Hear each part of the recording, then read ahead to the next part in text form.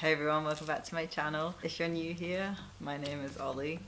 I'm an FTM trans guy. I do videos sometimes about Japanese fashion, sometimes about transition, stuff like that. But today I thought I'd talk a little bit about my hearing loss. I don't think I've talked that much about it on my channel really. I think I've mentioned it a few times and maybe just kind of glossed over it because I've not really thought about making a whole video on it because it's just something that I deal with. But I don't know, some of you might find it interesting if it's something that you don't really know that much about, or maybe you do and you want to find someone else that has the same things as you and stuff like that. So yeah, that's why I thought I'd make this video. So much like a lot of other things I talk about on my channel, there are different ways of identifying with different types of hearing loss. Personally, I choose to use the words hard of hearing and deaf.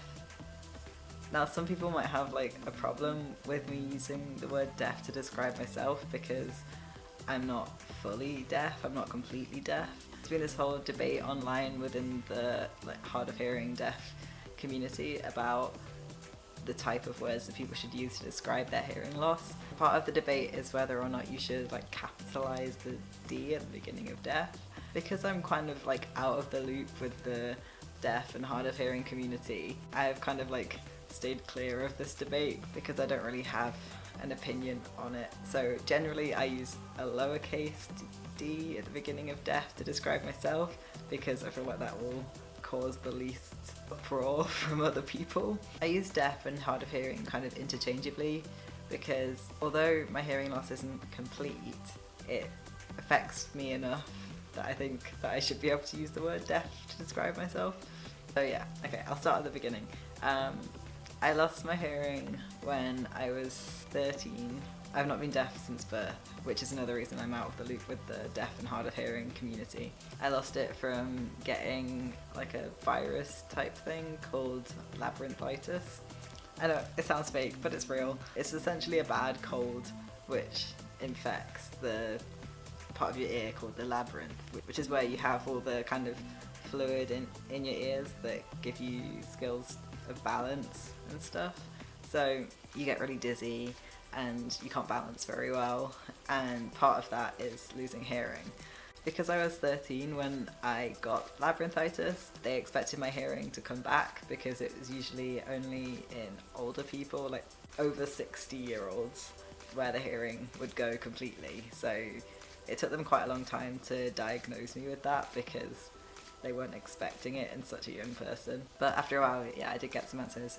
It was labyrinthitis, and then with that came all the dizziness and stuff, which meant I had to take a lot of time out of school to go to hospital visits, go and have this manoeuvre thing done called the Epley Manoevre.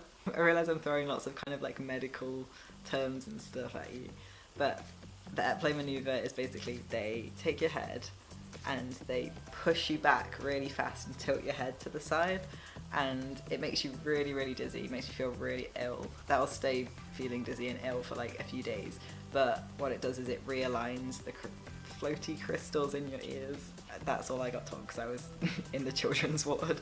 So that in the long term you become less dizzy, and thankfully that has worked. I hardly get any dizzy spells at all now, and my balance is nearly back to how it was before I got labyrinthitis. Another reason I was inspired to make this video is the fact that this week I got my new hearing aids. I got them 2 days ago, I think.